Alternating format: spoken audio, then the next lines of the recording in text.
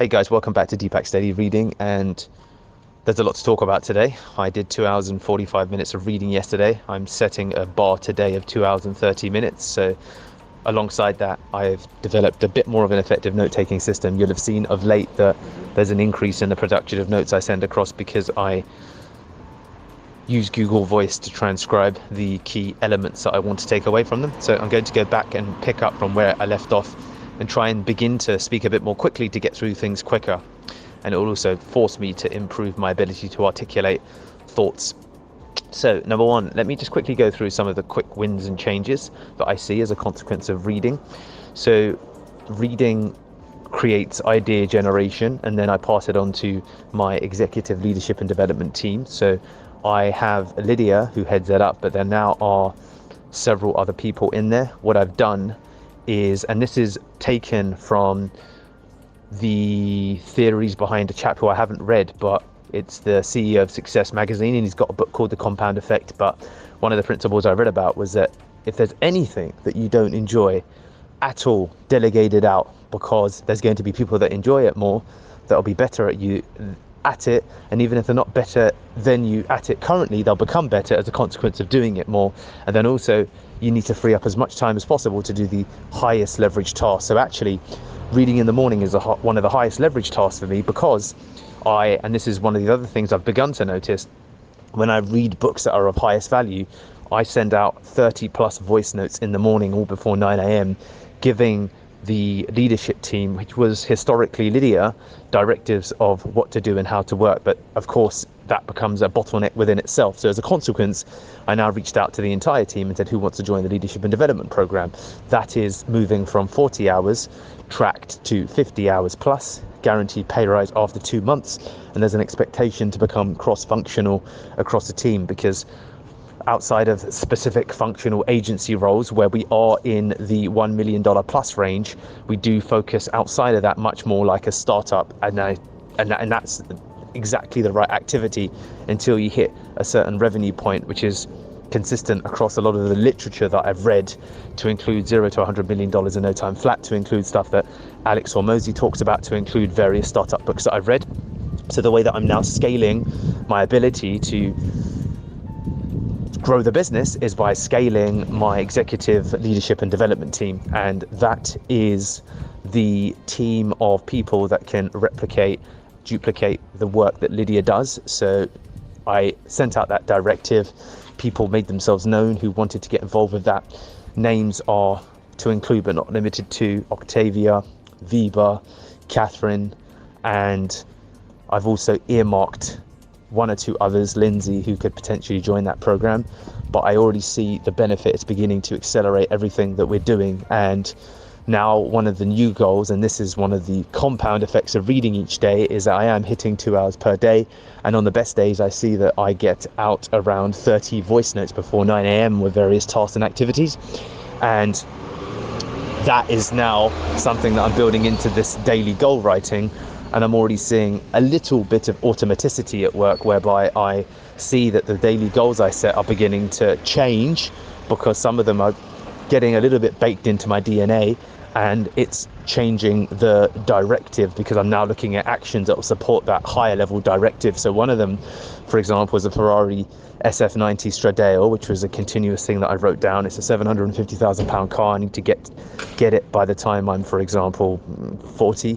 So now I'm looking at, okay, well, I've now written that I need to do 200k a month every month from the agency. Next year, we need to have our first 200k month, and I'm building in activities to support that. But I've now written a negative goal, or negative incentivized goal, that by January the 1st, I cannot take any income from the agency. So I've got 3 months to figure out how to build a separate income, which is causing me to lean into more areas where there's the direct impact on my ability, for example, to generate £5,000 per month in my pocket directly, which, for example, would be working to grow Pearl Lemon Legal aggressively, because I can directly take and draw an income from that. So they are some of the examples of things that are happening. Also waking up again slightly earlier, 4:15 a.m. I'm trying now, because I do tend to wake up between 4 and 4:30 anyway, so why not set a little bit of a new bar and just see. Let's just see if I can stick to it as a commitment. So these are some of the things that are beginning to change as a consequence of all of the reading that I'm doing, and I'm seeing it as a high leverage activity.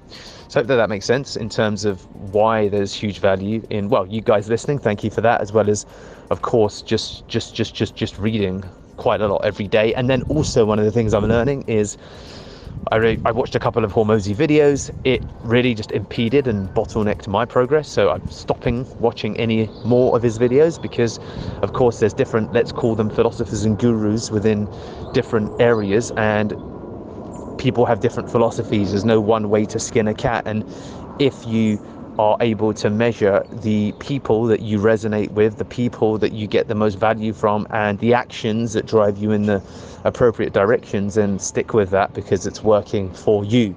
So much like Arnold Schwarzenegger was a 5-time Olympian, it doesn't therefore mean that everyone can work out in the same way that Arnold Schwarzenegger does. There was a guy called Michael Metzer or something to that effect who actually said, I used to train like Arnold, or try to, twice a day, every day for several hours, but I'd end up sore, I'd end up bruised, and just wasn't working for me. So I took a couple of weeks off because I was burnt out. I came back, and I came back stronger, fitter, better, more muscular, and I was only training in the end for twice a week. And this guy, I forget his name, became renowned for doing workouts twice a week and was still able to gain a lot of muscle mass, and he had a completely different philosophy and approach. So it's just a reminder that you are, and this is something that Derek Sivers talks about, be mindful of being sucked into any singular one guru, because then you can make drastic decisions, and you might look back in the sands of time and think that, well, I made a incorrect decision for the person that I am based upon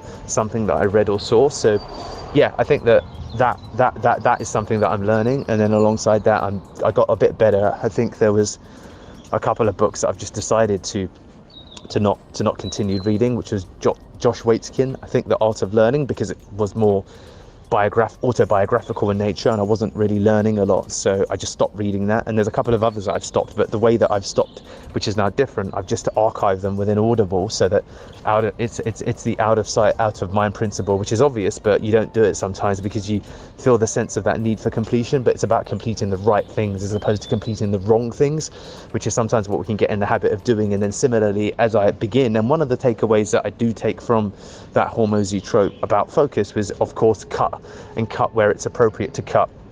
So what I am doing with that is cutting away a lot of these sites that we were working on, and I am removing them from Google Search Console, from Ahrefs, and from anything else that I look at. So yeah, these are some of the insights I've been gathering and garnering from some of the content that I'm reading. Hey guys, it's Deepak Shukla here. I am huge on listening to books on Audible. So if you're interested in getting all of the insights as I discover them through the course of all the books I read, please do comment, like, and of course subscribe so that you get notified every time we release a video. Thank you so much, and I hope to hear from you soon.